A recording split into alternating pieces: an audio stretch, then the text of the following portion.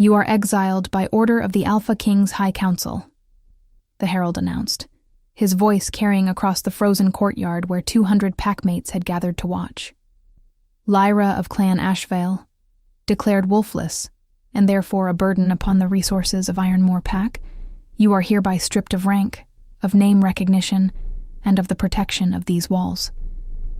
You will be escorted to the northern border before the first snow falls.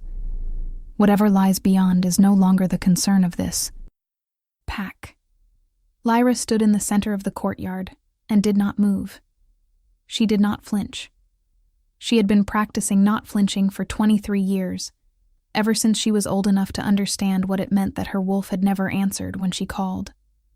The cold bit through her thin coat with casual cruelty, the same casual cruelty with which the faces around her regarded her now, some with pity, most with relief, a few with something that looked disturbingly like satisfaction.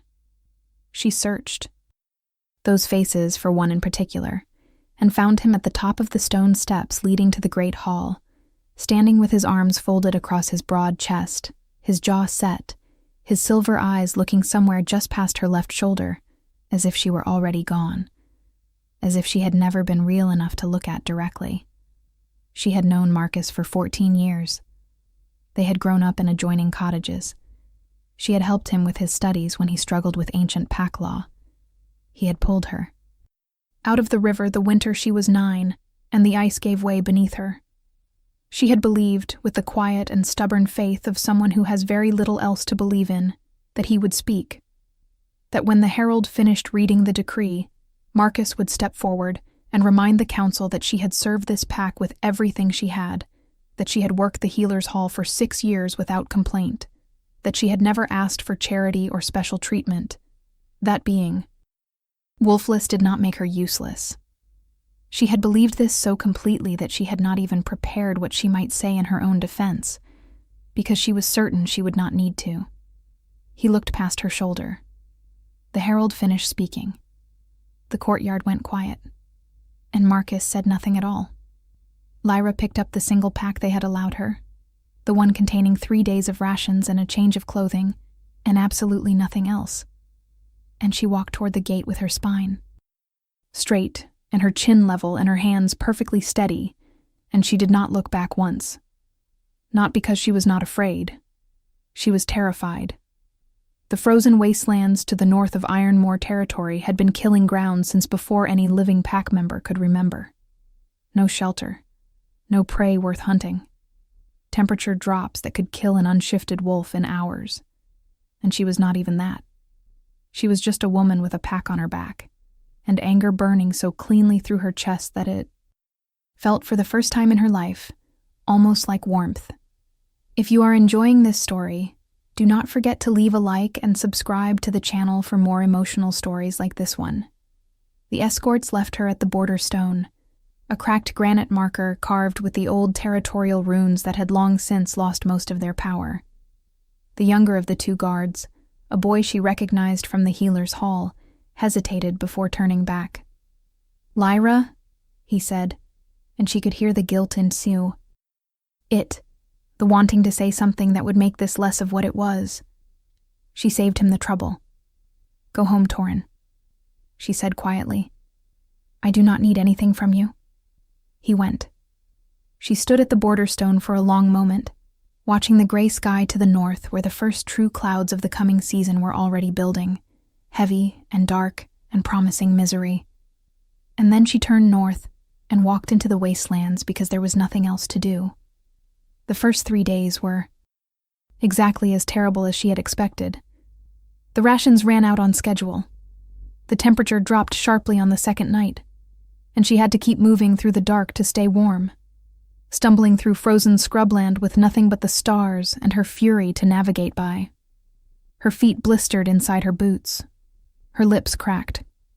She found a stream on the 3rd day that was not yet fully frozen and drank until she felt sick, then filled her canteen and kept moving, because stopping felt like surrender, and she had made a decision somewhere between the border stone and the first ridgeline that she was not going to give them the satisfaction of being right about her. She was not going to die out here because a room full of people with wolves had decided she was expendable. She was going to survive out of pure spite, if nothing else. And spite, she was discovering, was a remarkably reliable fuel. She found the ruins on the 5th day. She almost walked past them, would have walked past them if the wind had not shifted at precisely the right moment, carrying with it a smell that stopped her mid-step, something ancient and stone-deep, and utterly unlike the empty cold of everything around her. She turned into the wind and followed it up a long slope of frozen scree to where the land flattened into a wide plateau. And there, half buried under decades of snowfall and the aggressive encroachment of northern ice moss, she found walls. Massive walls, built from a dark stone she did not recognize, fitted together without mortar in a pattern so precise that even after what must have been centuries of neglect and harsh weather, she could not slide a finger between the joins. She walked along the outer wall for nearly 10 minutes before she found the gate, or what had been the gate, the great iron hinges still present, though the doors themselves had long since fallen inward and lay in pieces on the courtyard floor beneath a covering of snow. She stepped through the gap and stood in the ruins of something that had once been extraordinary. The courtyard was massive, easily 3 times the size of Ironmoor's central square. The great hall beyond it still had most of its roof, which was more than she had any right to hope for. There were smaller structures along the inner walls, what looked like barracks and storage buildings, and a long, low structure that might have been stables, all in varying states of collapse, but none of them entirely gone. Someone had built this place to last, and it had, even abandoned and forgotten, even against a century or more of northern winters that would have flattened ordinary construction inside a decade. Lyra stood in the middle of that snow-covered courtyard, with the wind pulling at her hair, and the cold eating through every layer she had, and she felt something shift inside her chest. Not the wolf she had never had. Something else. Something older, maybe, and quieter, that had been waiting patiently her entire life for her, to end up exactly here. "All right," she said aloud, to the ruins and the sky and whatever was making that warmth spread through her sternum like the first swallow of hot tea on a cold morning. "Let us see what we can do." What they could do, it turned out, was considerable. Lyra had spent 6 years in the healer's hall, which meant she knew things about construction and repair that most of her packmates did not, because the hall was always needing something fixed, and the healers were always short-handed, and she had learned by necessity to be competent at a remarkable number of things that had nothing to do with shifting into a wolf. She knew which wood held moisture, and which did not. She knew how to evaluate structural damage by the pattern of cracks. She knew how to build a fire that would hold through the night and not smoke out an enclosed space. She had none of her tools, and her materials were limited to whatever the ruins themselves contained. But the ruins contained a great deal. The fallen doors had provided enough timber for a week of fires. The storage buildings, when she cleared them of debris, revealed clay pots sealed with wax that had kept their contents remarkably well. Dried herbs, packets of grains so old she could not identify the variety, and most extraordinarily, what appeared to be building materials, rolls of a fibrous material she eventually identified as a kind of treated hide, used in ancient pack construction for weatherproofing walls. Still, largely intact. She worked from first light to last for 3 weeks, and by the end of those weeks, she had cleared the great hall, patched its roof, sealed its walls against the wind, and established a functional living space for herself that was genuinely warm, genuinely dry, and considerably more comfortable than the small room she had occupied in Ironmoor's servants' quarter. She had also found food. The plateau, it turned out, was less barren than it appeared from a distance. There was a spring at the far end that stayed unfrozen, even as the temperature continued to drop, fed by some underground warmth she could not identify. The scrubland around the ruins harbored small game that had clearly never been hunted before, and was therefore almost insultingly easy to catch. She was not starving. She was not freezing. She was alone and exiled, and her hands were perpetually raw from the work. But she was, against every expectation, all right. She found the archive on the 24th day. It was beneath the great hall, behind a door she had taken for a solid section of wall, until she leaned against it and felt it shift. Stone steps led down into a chamber that the cold had preserved with eerie perfection. The air inside so dry and still that the torches in their iron brackets on the walls were still recognizable as torches, though they had long since lost any hope of lighting. She used her own fire to illuminate the space, and stood for a long time in the center of the archive, looking at shelf after shelf of scrolls and bound volumes and flat stone tablets, carved with text in a script she did not immediately recognize. Then she moved to the nearest shelf and picked up the first scroll she touched, and when she unrolled it carefully, treating it with the same care she had learned handling the oldest documents in Ironmore's Healer's Hall, she found herself looking at text in a much older form of the common pack language, archaic in structure, but readable if she took it slowly. She read the first 3 lines, and then sat down on the cold stone floor because her legs had stopped working properly. The scroll was a genealogical record, and the bloodline it detailed traced back through 17 generations with the obsessive precision of people who had understood exactly how important this lineage was, ended with a name she recognized. Not from Ironmore's records, from the very old stories that the eldest of Ironmore's healers used to tell on winter. Nights when she was small and sat in the corner doing her mending and listening with the hunger of a child who understood instinctively that stories were the closest thing she was going to get to belonging. The name at the end of the scroll was Ashville. Her name. Lyra sat on the floor of a forgotten archive beneath a fortress that should have been impossible for anyone to build, in the frozen wastelands where her pack had sent her to die, and she read for the rest of the night. By morning, she understood 3 things. First, the fortress was not abandoned ruins.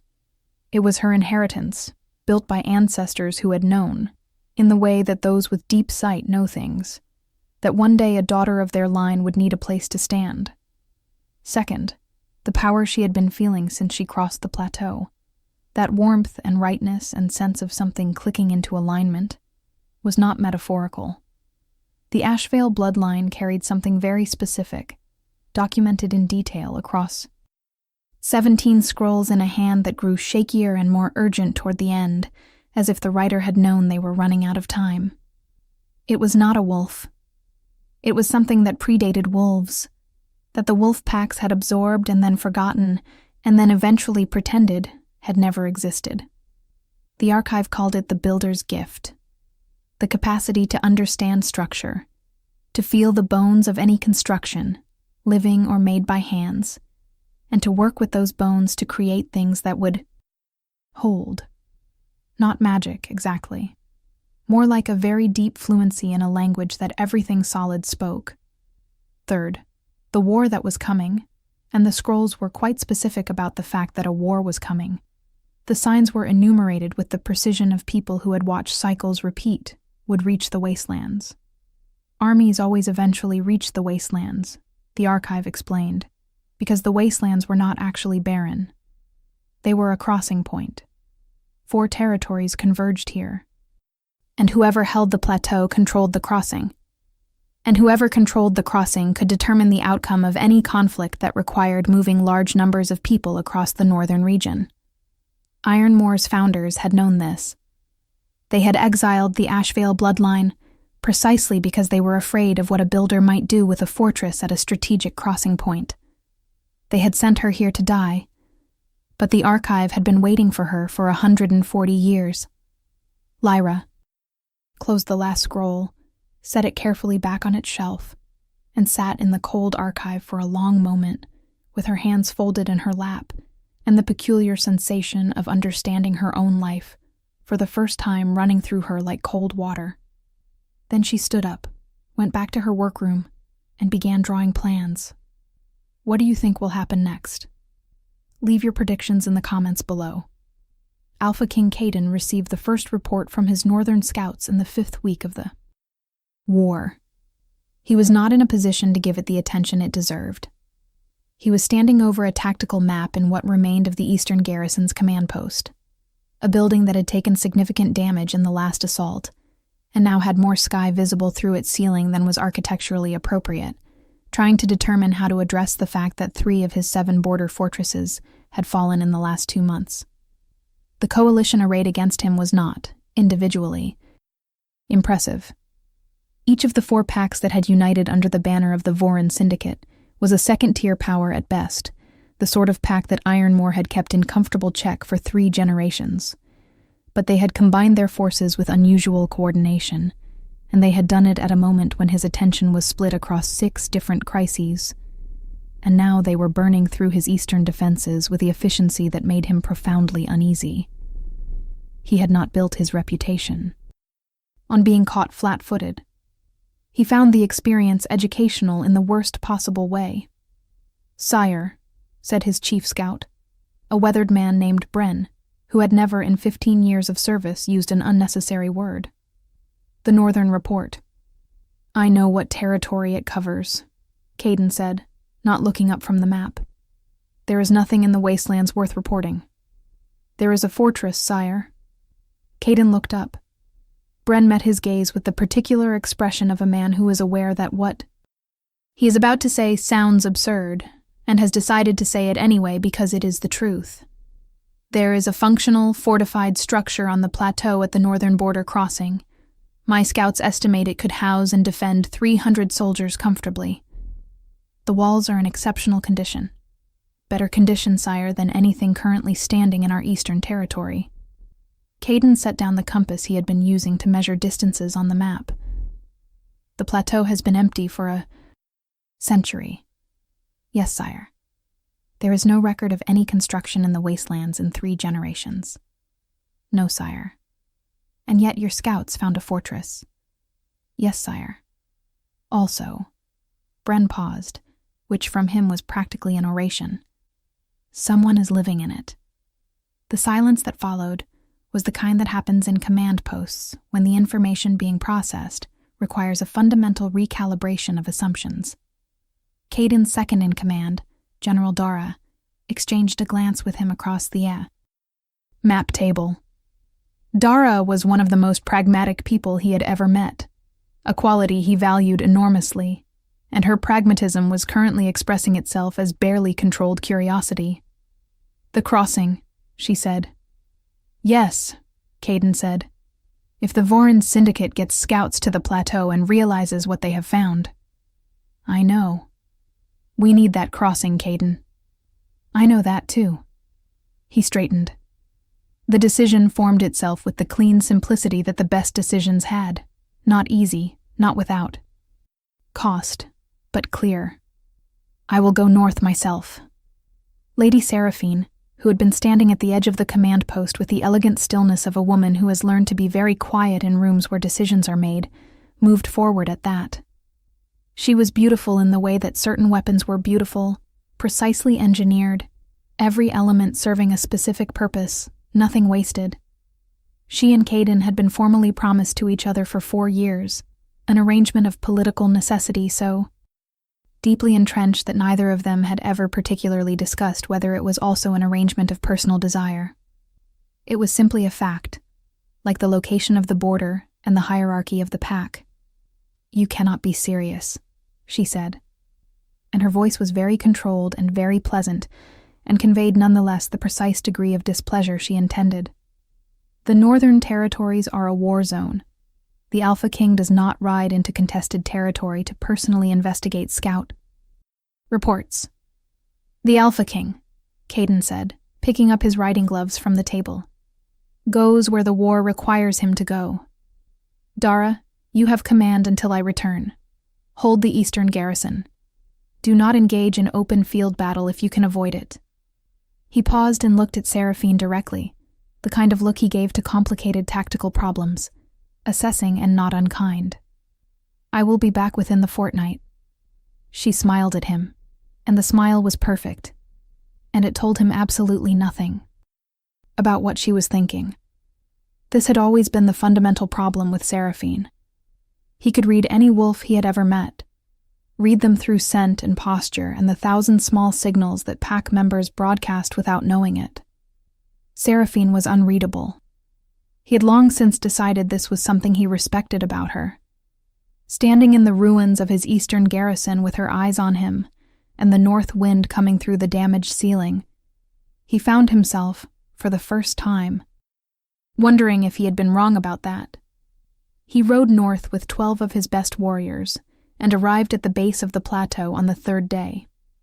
The fortress was visible from the slope below, dark walls rising against the gray sky, with an authority that stopped him mid-stride and kept him standing for a moment longer than was entirely dignified.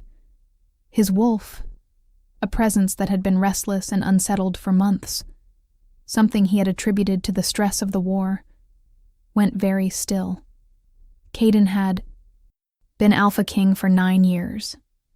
He had learned to pay attention when his wolf went still like that. It was rarely a sign of nothing. "We approach openly," he told his warriors. "No aggression.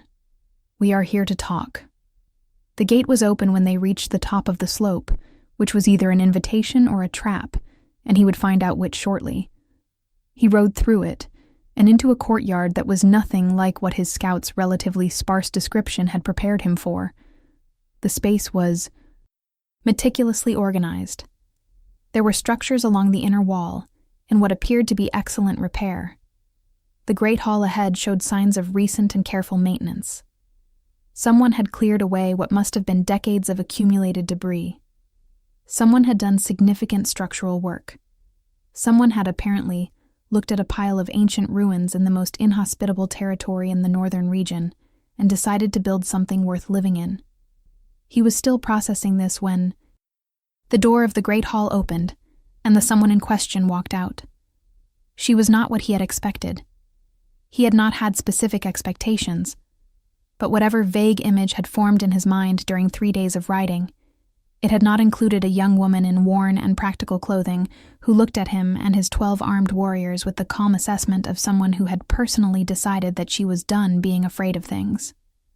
She had a stillness about her that reminded him, uncomfortably, of the best soldiers he knew, the ones who had been through enough to stop wasting energy on being rattled. She carried no visible weapons. Her dark hair was pulled back simply. There was a cut on her left hand that had been competently bandaged, the kind of injury that comes from sustained physical work. Her eyes were the particular shade of gray that the northern sky gets before a serious storm, and they were looking at him with an expression he could not immediately categorize. Not fear, not deference. Something closer to the look his oldest general gave him when he suggested a plan she considered insufficiently thought through. Then the wind shifted. Caden had been Alpha King for 9 years, which meant he had been through the mate bond recognition process exactly as many times as anyone else in his position. Once, because it happened once, when it happened at all, and it was permanent, and it was not subtle, and it did not ask your opinion or consult your political circumstances before announcing itself. He had always privately believed that the stories were somewhat overdramatic. A pull, the old tales said. A certainty. A feeling like the world reconfiguring itself around a new center of gravity. He had always privately believed this was metaphor. He did not believe that anymore. The scent hit him like a blade between the ribs, cedar and cold stone, and something underneath that he had no name for because he had never smelled it before, because there was only one person on earth who carried it, and she was standing 20 feet away, looking at him with that unimpressed expression, and absolutely no idea what had just happened to him. His wolf, which had been still, was now the opposite of still. His wolf was making the kind of noise that he generally associated with emergencies. He had 12 warriors behind him, and political necessity in front of him, and a war consuming his eastern territory, and a formal political promise to a woman who was not. This woman, and his mate, was standing in a fortress she had apparently built with her own hands in the middle of the frozen wastelands, and she had not shifted, and was looking at him like she was already tired of whatever he was about to say. "Alpha King," she said, and her voice was level and clear and gave away nothing. "I assume you are here about the crossing. He found his voice. Years of training found it for him. "Among other things," he said, "I am Caden of Ironmoor. May I ask who you are? And how you came to be in possession of a fortress that does not appear on any current map?" Something moved through her expression at the name Ironmoor, something fast and carefully controlled, the kind of response that people with practice at not reacting give when something has hit a specific sore point. She controlled it in a fraction of a second. "I am Lyra," she said. "This is my inheritance, and you may come inside if you intend to have a conversation, or you may go back down the slope if you intend to make demands. I have been doing structural work since dawn, and I would prefer not to stand in the cold for longer than necessary." She turned and walked back inside, without waiting to see what he would choose. Caden stood in the courtyard for a moment with 12 warriors behind him, and the mate bond pulling at his chest like a hook, and the profound disorienting experience of not knowing, for the first time in 9 years of being the most powerful wolf in the Northern Territories, exactly what to do next. Then he dismounted, handed his reins to the nearest of his warriors, and followed her inside. The great hall was warm, which was the first surprise, and organized with a neat practicality that was the second, and full of the evidence of serious intellectual work that was the third. One long table held what appeared to be architectural drawings, dozens of them, rendered in a confident hand on the backs of old documents. Another held a collection of ancient scrolls, arranged with the care of someone who understood they were handling irreplaceable things. There was a fire going in the great hearth that heated the space efficiently, positioned and maintained in a way that suggested the person who had built and tended it understood exactly what they were doing. Caden looked around the room and felt the disorientation deepen. Whatever he had expected to find in the Wastelands, it had not been this. It had not been her. "Sit," Lyra said, with the particular tone of someone who has been giving practical instructions all day and finds social hierarchy significantly less interesting than getting things done. She was already at the architectural table, rolling one of the large drawings partially closed with the automatic care of someone protecting work they value. "You want the crossing. I know why you want it. The Vorin Syndicate's eastern push has been moving faster than your defenses can compensate for, and you need an alternative route to redistribute your forces without exposing your flanks. The crossing would give you that." She paused. "I have been watching your eastern campaign, such as can be observed from reports and the movement of refugees, for the last 3 weeks. Caden sat. He had the peculiar sensation of being in a situation he had not adequately prepared for, which was an experience he generally avoided by virtue of preparing for everything. "You have been in the Wastelands," he said. "People talk when they pass through," she said. "Refugees especially. 3 groups have come through the crossing in the last month, all heading west. I have provided what help I could, and learned what I could in return."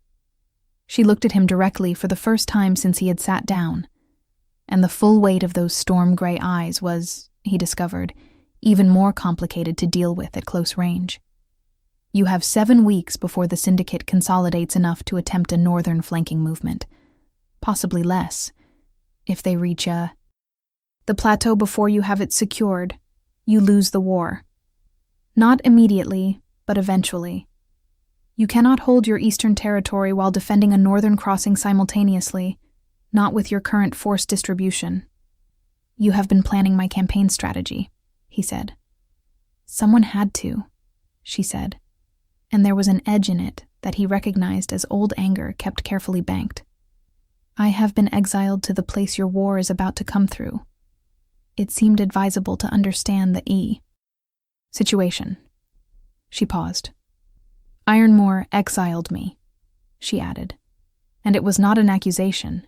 It was information, delivered with the same precision she had applied to everything else. "I was declared wolfless, and therefore expendable, and escorted to the border stone 6 weeks ago. I assume you did not personally sign that decree. The council handles minor administrative matters. But I think you should know what kind of people are governing your home territory in your absence." The silence that followed. had weight. Caden sat with it for a moment, processing the information, processing the implications, processing the particular quality of her stillness, which was not the stillness of someone who was hoping for a reaction, but of someone who has said what they needed to say and is done needing anything from the response. "Wolfless," he said. "Yes. But you built this." "Yes. And the scrolls." He gestured at the other table. "What are those?" "The archive of the Ashvale bloodline," she said. "This fortress was built by my ancestors. The power I carry is not a wolf. It is something older. The archive calls it the builder's gift." She met his eyes steadily. "I can feel the bones of structures, not metaphorically. I understand them at a level that is, apparently, inherited and ancestral, and quite specific to this bloodline. The walls of this fortress are not in good condition because of luck, or because ancient builders were simply skilled. They are in good condition because I have been working on them for 6 weeks with that understanding, reinforcing what needed reinforcing, clearing what was damaged beyond repair, rebuilding what could be rebuilt. And I have plans," she indicated the architectural table, "for what this fortress can become. What it needs to become, actually, if it is going to serve as the defensive position you need for the crossing." Caden looked at the plans. He was not an architect, but he was a military commander who had spent 9 years evaluating fortifications. And even at a glance, the drawings conveyed a quality of structural thinking that he recognized as extraordinary. This was not the work of someone who had read about fortification and was guessing. This was the work of someone who understood, deeply and precisely, how stone and wood and iron worked together to create something that would hold. "What do you want?" he asked. The question seemed to catch her slightly off guard, as if she had not expected directness and had prepared for something more complicated. She was quiet for a moment, and in the quiet, he could hear the wind outside, and the fire, and the sound of his own wolf, which had stopped making emergency noises, and was now doing something far more dangerous.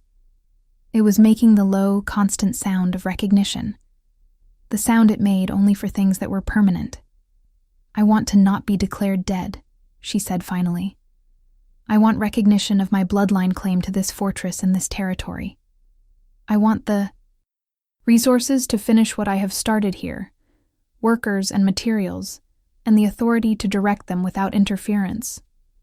And I want an end to the policy that declared me expendable in the first place."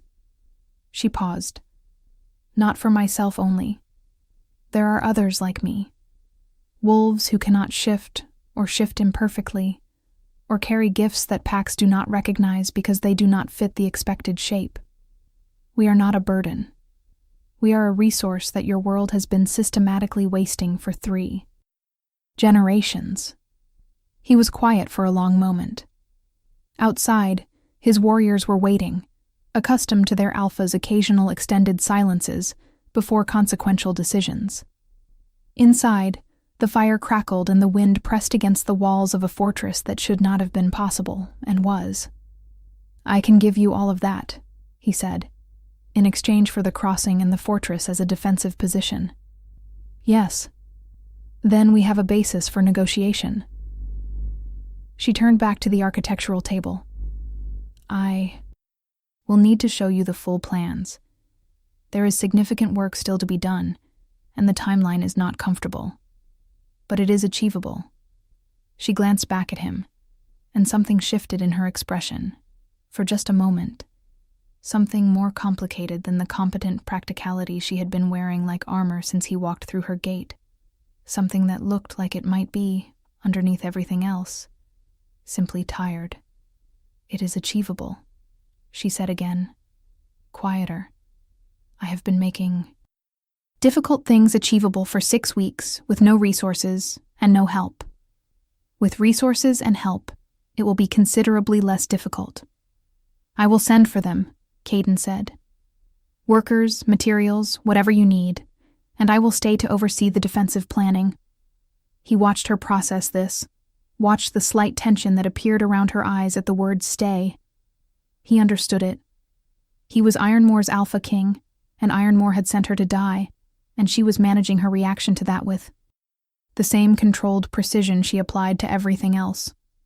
He could not, in this moment, with his wolf doing what it was doing, and the mate bond running through his chest like a live thing, pretend to himself that this was only a military calculation. But she did not know that yet, and she had given him no indication that she felt anything of the kind, and he was not, whatever else he was, a man who forced his conclusions on people who had not arrived at them themselves.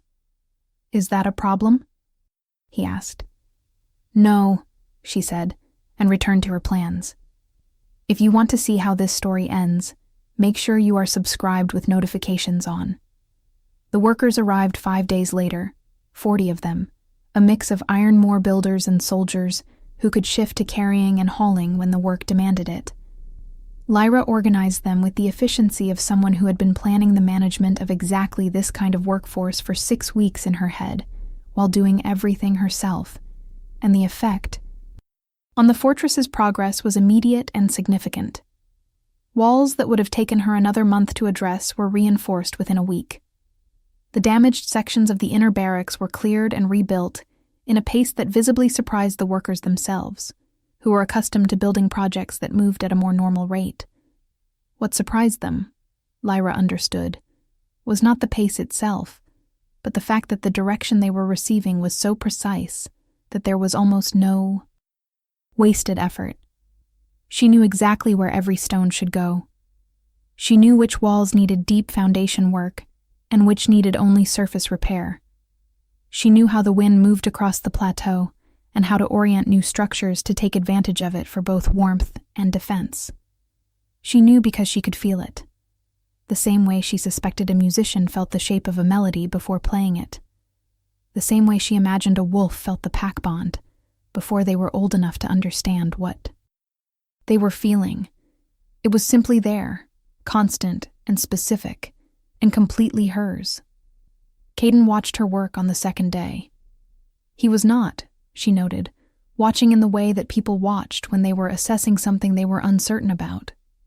He was watching the way she had seen the most competent of Ironmore's healers watch a colleague whose technique they were trying to understand because it was producing results they wanted to replicate. It was a respectful kind of watching. It bothered her more than dismissiveness would have, which told her something about herself she was not entirely comfortable with. They had developed a working relationship that was functional and professional, and characterized by the particular careful quality that exists between two competent people who are both aware they are navigating something complicated without yet naming what that complicated thing is. He deferred to her on structural matters with an ease that surprised her, given that he was the Alpha King, and she was a wolfless exile, and she provided him with the information he needed for the defensive planning with an equal ease, given that she had spent 6 weeks becoming extremely well-informed about the military situation, and he had the most comprehensive picture of his own campaign's weaknesses that she had yet encountered. They were useful to each other. This was true, and important, and she kept it carefully in the front of her mind, because the alternative was thinking about the fact that she had not, in 6 weeks of isolation, been particularly aware of being lonely, and now that he was here, she was very aware of it. He was not what she had expected an Alpha King to be, which was perhaps unfair, given that she had formed her expectations largely from second-hand reports and the deeply unsympathetic portrait that emerged from the Exile decree. He was direct in a way that powerful people rarely were with her, had been from the first conversation, asking her what she wanted rather than telling her what he intended to give her. He was methodical and specific in the way of people who genuinely understood the problems they were working on, rather than delegating understanding to others. He was, she noticed with the detached part of her mind, that catalogued such things, relentless in his refusal to make her feel less than she was. He had corrected one of his own generals in front of the full workforce on the 3rd day. A quick, quiet correction when the general addressed her in a tone that clearly communicated he considered her authority provisional, and the correction had been so matter-of-fact that it was not until later that she fully registered what it had cost him in terms of the general's pride. He had not looked at her to see if she had noticed. He was not doing it to be seen doing it. He was doing it because it was the correct thing to do. She found this extraordinarily difficult to be unmoved by. On the 7th evening, he found her in the archive. She was working on the older scrolls, the ones that had been written in the most archaic form of the language, carefully transcribing sections that she was worried might not survive much longer, even in the archive's preserving cold. And she was so absorbed in the work that she did not hear him come down the stairs. She looked up when he set a lamp on the table beside her, steady and warm, at a placement that perfectly supplemented her own light for the transcription work. The instinctive good placement of someone who understood how light worked, and her breath caught for a moment before she could control it. "I did not hear you," she said. "You were concentrating," he said. He stood looking at the shelves of scrolls with an expression she had learned to read over 7 days as genuine attention. "What is in all of these?" "History," she said. "The history of the Ashvale bloodline, and of the Builder's Gift, and of why the Pax decided to forget that it existed."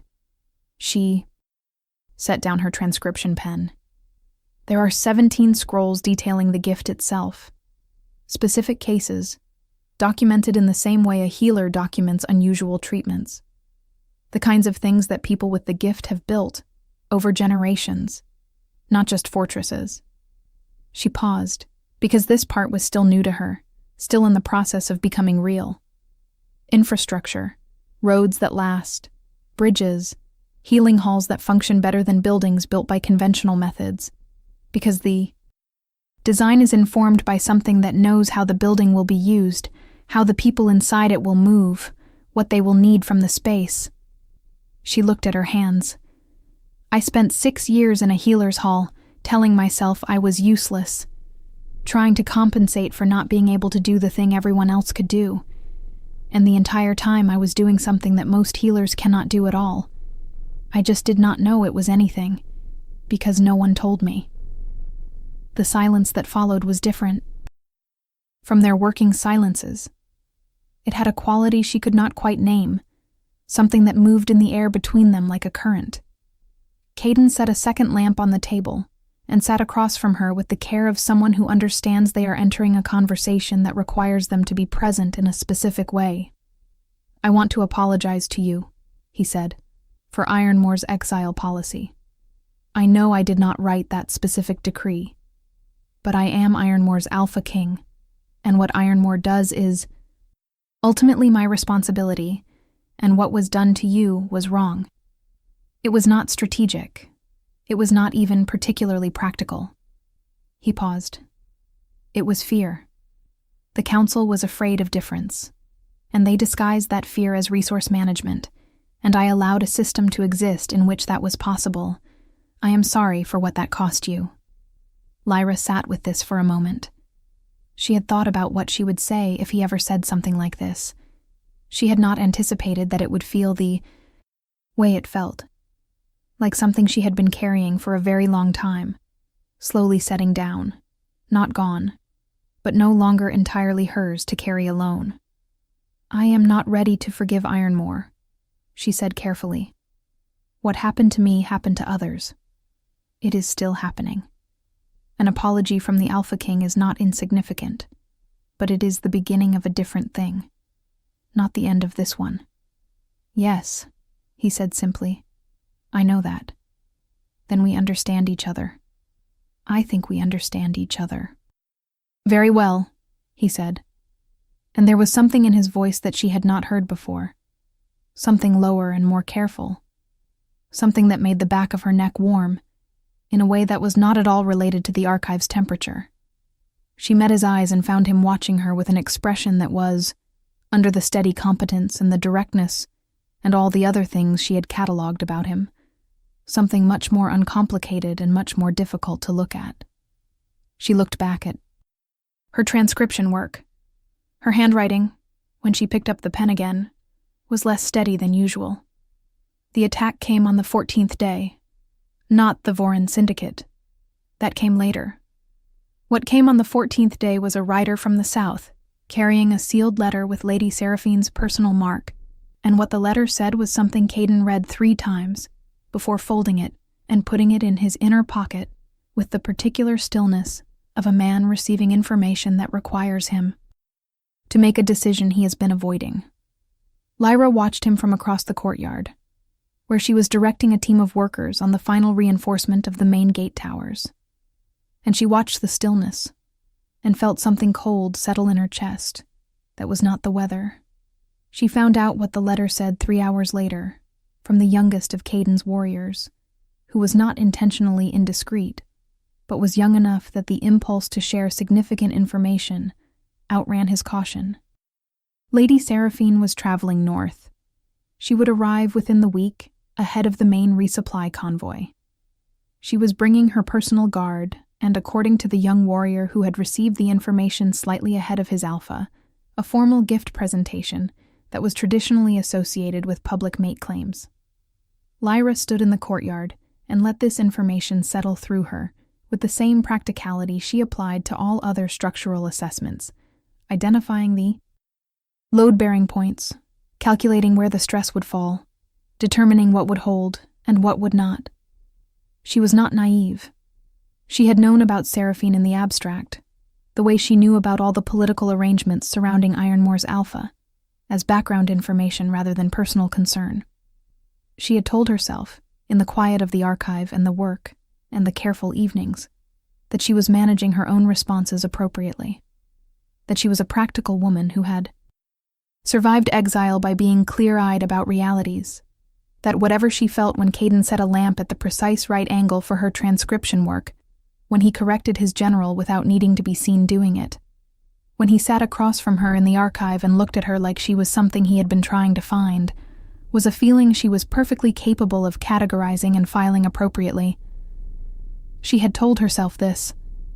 She was discovering, standing in the cold courtyard with the POW announcement settling through her like ice water, that she had been somewhat less successful at this than she had believed.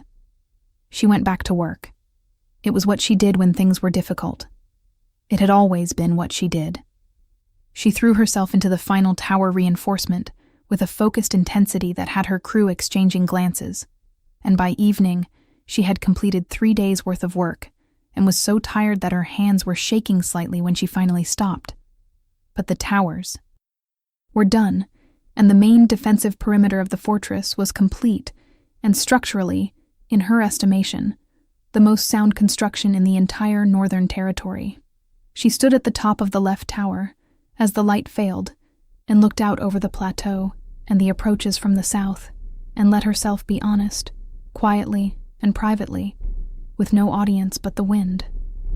She had not felt this in years, had not, if she was truthful, felt this before. The connection between her bloodline and this place was real and documented and explained a great deal, but it was not the whole of what she felt standing here. The rest of it was less easily explained and considerably less convenient. She had survived exile by being angry and practical and stubborn. She was not certain she had a strategy for this. Caden came to the tower as the first stars appeared. He did not announce himself. She heard him on the stairs and was not surprised. She had noticed over 14 days that he came to find her when he had something to say that he considered important, rather than sending word. She had told herself this was a working relationship habit. She turned when he reached the top and found him looking at her with that expression again, the uncomplicated direct one, and something in her chest pulled toward it before she could stop it. "She is coming," Lyra said. Not accusatory. Factual. "Yes," he said. "I owe you honesty.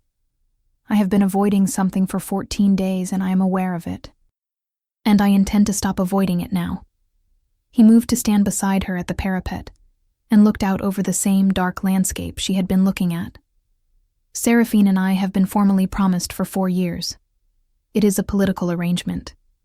There is respect between us and no particular warmth. I would not pretend otherwise to you." He paused. "I have been aware since the first day that you are my mate." The word landed in the cold air and stayed there. Lyra gripped the parapet stone and said, "Nothing." "I know that is not a simple thing," he continued, his voice steady and careful, the voice he used for things that mattered. "I know I am the Alpha King of the pack that exiled you. I know there is a political arrangement standing in the way of what I am telling you. I am not asking you to do anything with this information except have it, because you deserve to have it. And I will not stand here and look at you and pretend it is not true. What happens to your political arrangement?" she asked, and her voice was level. She was proud of that. "I am working on that," he said. "Before she arrives? If possible." He turned to look at her, and even in the low light she could see the effort it was taking him to say this plainly, because he was a man accustomed to having things settled before he spoke about them, to not putting problems on other people's plates before he had a solution. He was giving her the unsettled version, the in-progress version, which she was beginning to understand meant something specific coming from him. "I will not make you promises about timelines," he said. "I will not tell you it is simple when it is complicated. What I can tell you is that what I feel is not a political calculation, and I do not intend to let politics make a coward of me." He met her eyes. "I need to know if this is only mine to feel." The wind moved across the plateau. Below them, the fortress that she had built, that her blood and her gift and 6 weeks of furious, stubborn survival had built, was solid and permanent, and would outlast both of them. She had spent 23 years being told she was not enough, and she had survived that by making herself useful, making herself necessary, making herself the person who built the thing that held when everything else fell. She had not spent those 23 years learning how to stand in the dark on top of a tower, with the Alpha King of the pack that exiled her, and tell him the truth about what she felt. She was going to have to manage that without preparation. She was discovering, tired of managing without preparation as a substitute for simply being brave. "No," she said. "It is not only yours." He was very still for a moment. Then he reached out and covered her hand on the parapet stone with his. Not a grab or a pull, just a placement, warm and steady. And the mate bond sang through the contact like a string that had finally been tuned to its correct note. "All right," he said quietly. "Then we will work on it together." Seraphine arrived on a Tuesday, which Lyra would later remember as an oddly mundane detail for a day that felt as significant as a turning point in the geological sense, the kind of shift that is slow to start and then becomes irreversible. She arrived with 12 members of her personal guard and 3 wagons of supplies, and the particular quality of presence that Lyra had only encountered in a handful of people, all of whom had been born knowing they were meant to occupy the center of any room they entered. Seraphine was beautiful and controlled, and she looked at the fortress with an expression that was very carefully not surprise, and she looked at Lyra with an expression that was equally carefully not a great deal of things, and she embraced Caden with the practiced warmth of a political partner who has been doing this for 4 years and knows exactly what it looks like. "The fortress is impressive," she told Lyra, with the tone of someone offering a genuine compliment wrapped in a thorough assessment. "You built this yourself?" "With help for the last 2 weeks," Lyra said. "Remarkable." The word was entirely neutral. Seraphine had, Lyra suspected, the most precisely calibrated social vocabulary of anyone she had ever met. Nothing she said gave more than she intended to give. "And your bloodline claim is documented? In the archive?" 17 scrolls, Lyra said. "Genealogical records going back 14 generations. The bloodline claim is not in question." "No," Seraphine agreed pleasantly. "I imagine it is not." She smiled, and the smile was perfect, and it told Lyra, with the specificity of a message written in clear language, that Seraphine understood exactly what was happening, and that she was not, by any measure, intending to make it easy. "I am so glad I came north," she said. "There is so much to discuss." What followed were 3 days that Lyra would later describe, in the privacy of her own thoughts, as the most sophisticated conflict she had ever been involved in, a word she chose carefully because it was not loud or dramatic, and involved no raised voices and almost no direct confrontation, and was nonetheless an absolute war. Seraphine was extraordinary. Lyra had known she would be, had prepared herself intellectually for someone capable and strategic, had told herself she would not be unsettled.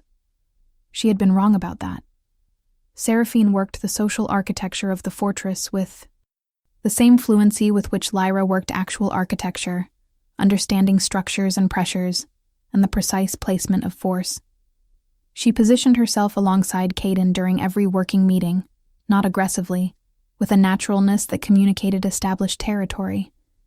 She was gracious and generous to the workers, in a way that communicated, without saying so, that she was practiced at managing people.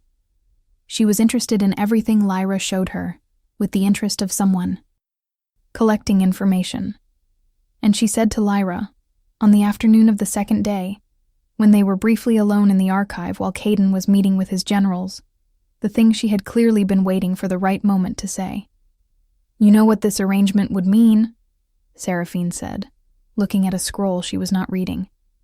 "If Caden dissolves the formal promise, the political consequences." "I know what the political context is," Lyra said. "He would lose the alliance with the Tessevar territories, 3 packs. Their combined support has been significant in the Eastern campaign."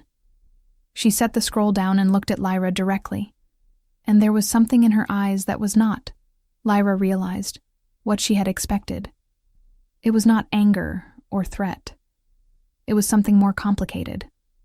Something that looked, underneath the precision, like someone who has been managing an impossible situation for so long, they have become genuinely uncertain which parts of it they chose. I am not your enemy," Seraphine said quietly. "I want you to understand that. I am a woman who has spent 4 years in a political arrangement that works for both parties and serves everyone except the 2 people in it. I am aware of what I am. I have always been aware." She paused. "What I am asking you is whether you have thought about what you are asking him to sacrifice." "Every day," Lyra said. Seraphine looked at her for a long moment. Then she picked up her scroll and the careful pleasantness settled back over her face like a mask being properly replaced. But there was, in the moment before it settled, something that looked almost like relief. "Good," she said. "Then you are thinking clearly. That is more than most people in your position manage." She paused at the archive door. "The Tessevar packs have 2 daughters," she said, as if noting something entirely unrelated. "One of them has recently expressed interest in a formal survey of the Northern Territories. Professionally speaking, she is an architect." Lyra processed this. "Is she?" she said carefully. "She is," Seraphine said, "and she is not in any current formal arrangement. I mention it because I find these intersections of circumstance interesting. Do not make anything of it." She went up the stairs without looking back. Lyra sat in the archive for a long moment after she left, turning this over carefully, examining it from multiple angles with the same attention she gave structural assessments. It was either the most sophisticated political maneuvering she had ever witnessed, or it was something considerably more human and considerably more surprising. She was not yet sure which. She was beginning to think it might be both simultaneously, and that Seraphine was, in the end, less an obstacle than someone trying to find an exit from a structure she had not built and could not simply leave without bringing the whole thing down. Caden came to find her that evening, and she told him what Seraphine had said, and watched his face go through a series of rapid recalibrations. "She is," he said after a moment, "more complicated than I have given her credit for." "Yes," Lyra agreed. "I think the formal promise has been a prison for both of you, and she has been waiting for someone to provide a door. A Tessevar alliance through an architectural survey. It is remarkably efficient." He looked at her with the expression that she had named, "over 17 days." as the one he made when he was about to say something he had been thinking about for a long time. "I want to dissolve the formal promise," he said. "Not because it is politically convenient, because it is the right thing to do for everyone involved, including her." He paused. "And because I am not willing to stand in front of my pack and have you be anything less than what you are to me. I want to be clear about that before anything else changes." The war was coming.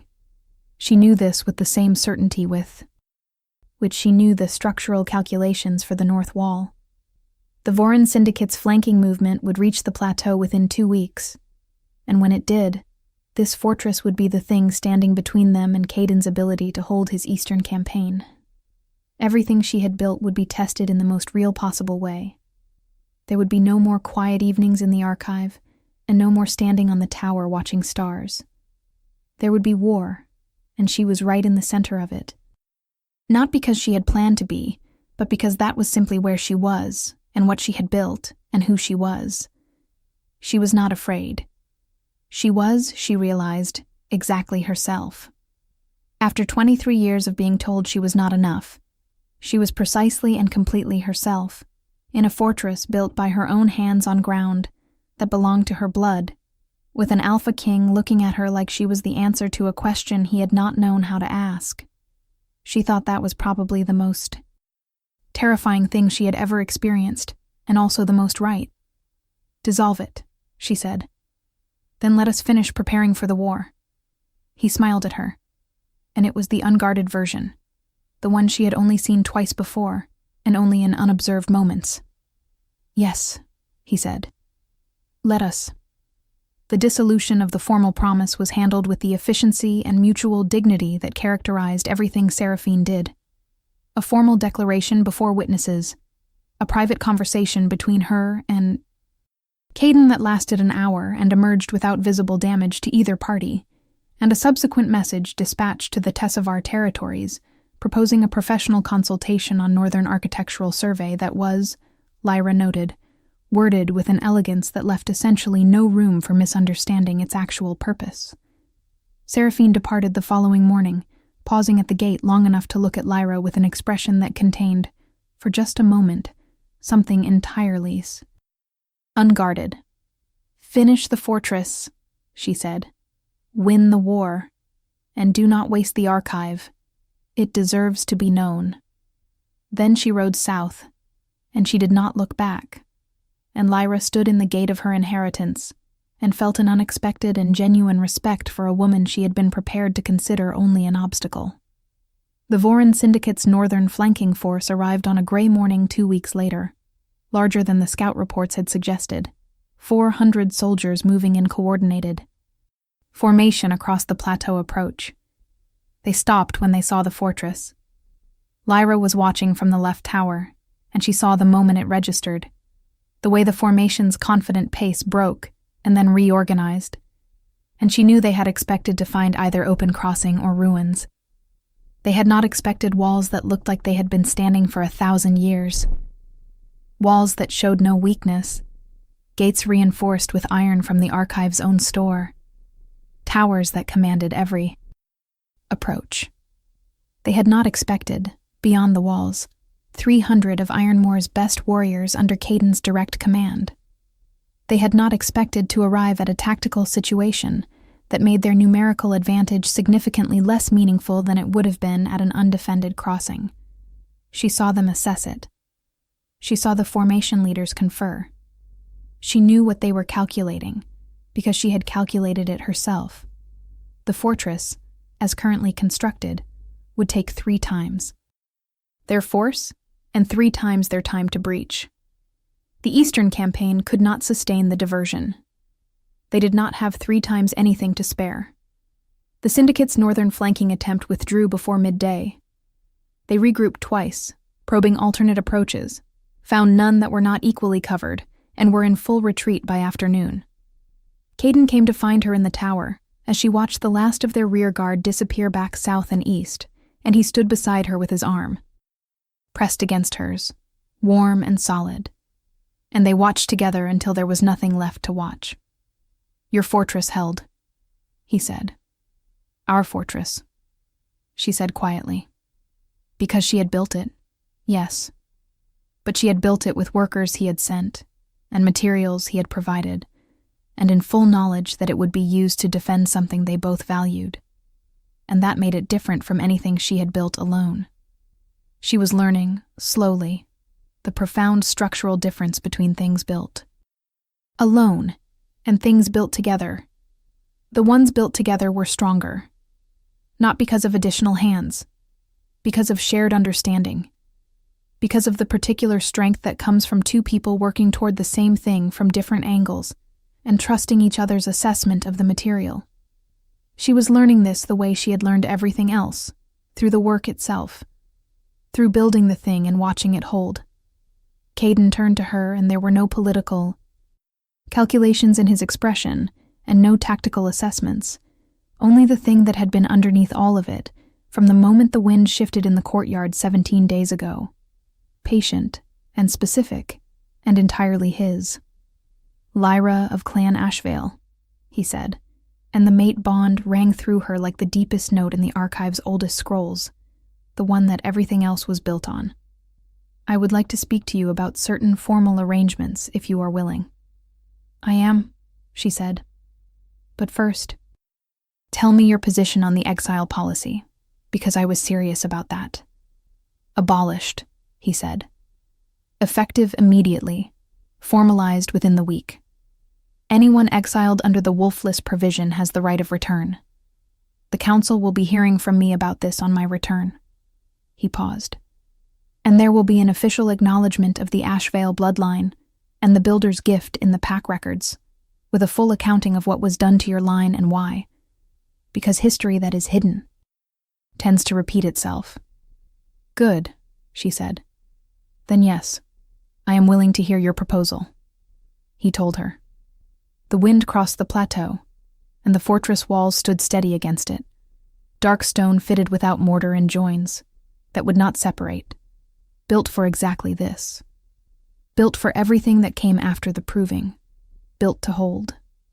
Below them the courtyard was full of Ironmore's warriors, and the sounds of a camp returning to ease after battle resolved. Laughter and the smell of food and the ordinary sounds of people who had survived something difficult and were glad to be alive. Lyra listened to Caden's voice and felt the mate bond settle through her like the last piece of a structure clicking into place. The keystone that makes the arch stop being just two walls and start being something that can bear weight. She had been half a structure for 23 years. She had not known it because she had not known what completion felt like. She knew now. The formal announcement was made.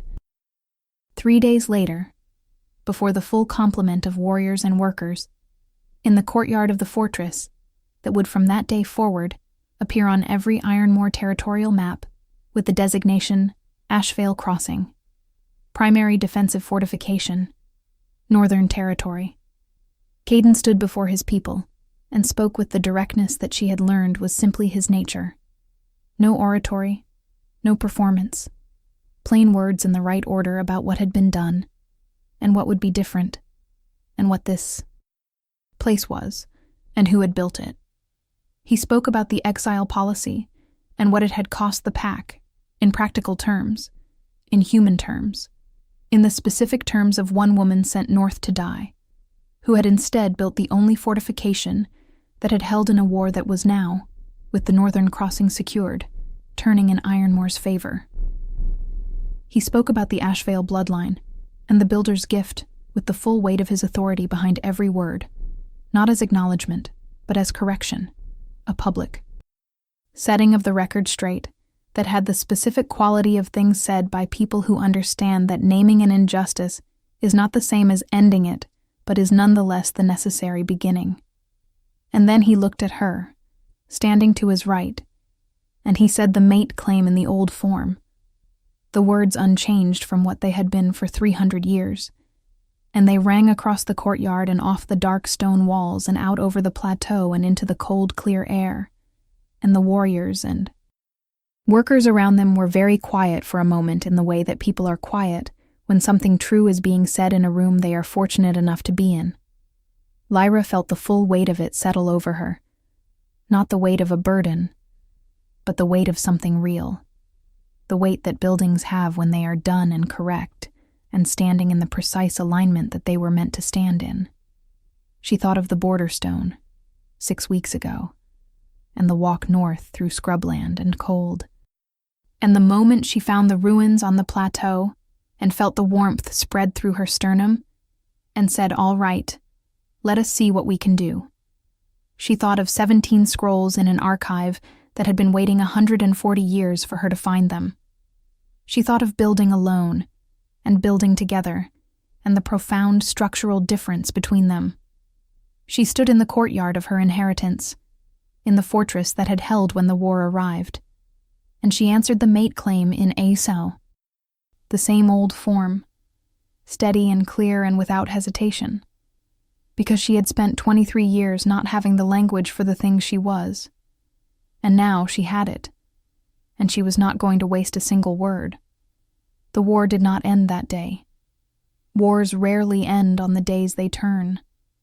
But the turning was real and documented, and Caden returned east with the northern crossing secured, and the tactical picture changed, and the Voran Syndicate's coalition, which had been built on the premise of surrounding and overwhelming Ironmoor from multiple directions simultaneously, found that one of their directions had become a wall. The Eastern campaign ground to a close over the following 2 months, a grinding and attritional close without drama or great moments, the kind of ending that competent campaigns have when the strategic situation has resolved, even if the tactical situations have not yet fully caught up to it. Caden rode back to Ashvale Crossing when it was done, in the early weeks of what passed for spring in the Northern Territories, when the ice on the plateau was beginning its long, slow retreat from the stone, and the first tentative things were beginning to grow in the sheltered areas near the fortress walls. Lyra was in the courtyard when he arrived, supervising the installation of the last section of the water management system that would keep the fortress functional through the dry summer months, which in the Northern Territories were brief, but could be genuinely challenging. She had her hair tied back, and there was stone dust on her coat, and she was in the middle of a technical conversation with the lead mason about the angle of a drainage channel, when the gates opened, and she heard his horse in the courtyard, and turned, and felt the mate bond sing through her like the note that makes the chord complete. She did not run. She walked, but quickly. He dismounted and met her in the middle of the courtyard, in front of 40 workers who were pretending very hard to concentrate on their work, and she put her hands on his face and looked at him for a moment, checking, the way she checked load-bearing walls, for damage and strain, and the things that 2 months of hard campaign leave in a person. He was tired. He was whole. He looked at her with the full, uncalculating warmth of someone who has been away from their center of gravity for 2 months and has finally stopped moving away from it. "I am home," he said. "Yes," she said. "You are." She brought him inside and fed him, and they sat by the fire in the great hall, and she told him everything she had built while he was away, and he told her everything that had happened since the Eastern campaign concluded. And the night moved through its ordinary hours around them, comfortable and warm and real. The archive waited with its 17 scrolls and its patient documentation of everything that had brought them here. The fortress walls stood against the night wind, with the solid unconcern of things built to hold. Outside, the plateau breathed in the cold, and the spring stars were visible through the hall's high windows, the same stars she had navigated by on her first terrible night in the Wastelands, when she had nothing but her anger and her stubbornness and the quietly burning knowledge that she was not going to die out here to fulfill someone else's convenient narrative about what she was worth. She was not the person she had been at the border stone. She was not less. She was not the same. She was what the border stone had been the beginning of, which was something she had not yet had a name for at the time, and now had several, and every one of them was hers. If this story touched your heart, share it with someone who loves epic romance. Tell me in the comments, did you see this ending coming?